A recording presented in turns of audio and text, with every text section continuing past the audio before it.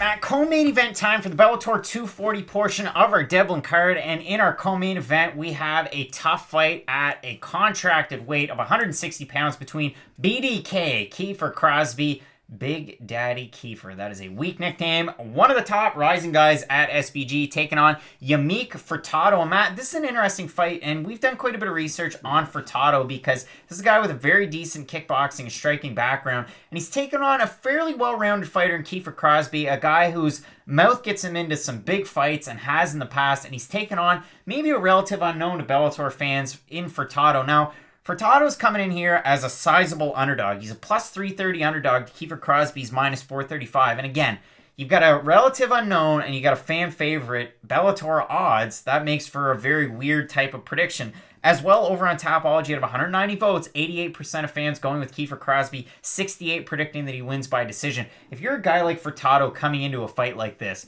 you got to go guns a-blazing, right? I agree 100%. Furtado kind of reminds me of Jairzinho Rosenstrike in the fact that his striking's so good that for as long as there's time on the clock, he has a chance to win. But here's the other problem. Jairzinho's not really known for his grappling, and neither's Furtado. And Kiefer, I know he likes to stay on the feet, but he is a mixed martial artist, and he's a very good one at that. He can mix it up no matter what. He will chain his takedowns with his striking and his takedowns. He likes to keep his opponents guessing. Big power, though, on both sides, and that's what makes this fight so much fun in the first place. Because although I do believe Crosbie's probably going to win, there's such a big question mark about Furtado and his striking, his power, his speed, that it's going to be a very interesting fight. And it was definitely unfortunate the way that Kiefer Crosbie's Bellator debut went because they pumped the tires. He debuts in the States in Thackerville. He fights Mike Jackson, but not that Mike Jackson, 12-12 Mike Jackson, and hits an illegal knee, and he didn't mean to, and you could tell he didn't mean to, and it was just a shame that that's the way the fight went. Plus, it was his first pro loss.